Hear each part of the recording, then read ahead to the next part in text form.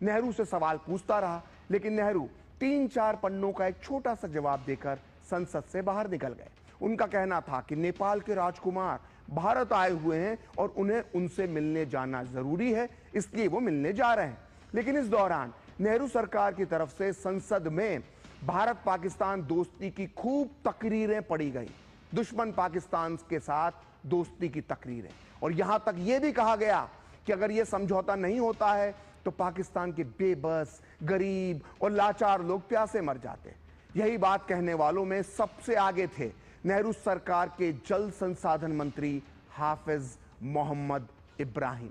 ये वही हाफिज मोहम्मद इब्राहिम थे जिन्होंने पाकिस्तान के साथ पूरी बातचीत की थी और काफी मेहनत के बाद सिंधु जल समझौते का खाका यानी ब्लूप्रिंट तैयार किया था। 30 नवंबर 1960 को नेहरू सरकार के जल संसाधन मंत्री हाफिज मोहम्मद इब्राहिम ने क्या कहा था, आप भी ध्यान से सुनिए। हाफिज साहब कहते हैं कि यह समझौता ना करना हमारी तरफ से बहुत क्रूर होता। जब भारत का बंटवारा हुआ तब तक उस इलाके में रहने वाले लोगों को सिंचाई की सुविधाएं मिल रही थी, लेकिन भारत के बंटवारे में उनकी कोई गलती नहीं थी। फिर कोई गलती ना होने पर भी उन्हें उस सुविधा से क्यों वंचित किया जाना चाहिए? सोचिए कितना दिल दरिया था हमारे मंत्री हाफिज मोहम्मद का।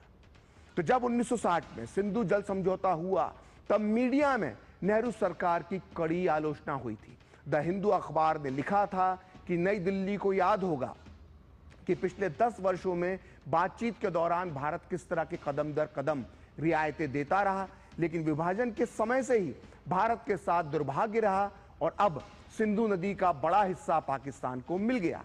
वहीं एक और अखबार, बहुत बड़ा अखबार टाइम्स ऑफ इंडिया ने अपने संपादकीय में लिखा था कि विवाद के लगभग हर मुद्दे पर भारत ने अपने हितों की कीमत पर पाकिस्तान की इच्छाओं के आगे घुटने टेक दिए हैं।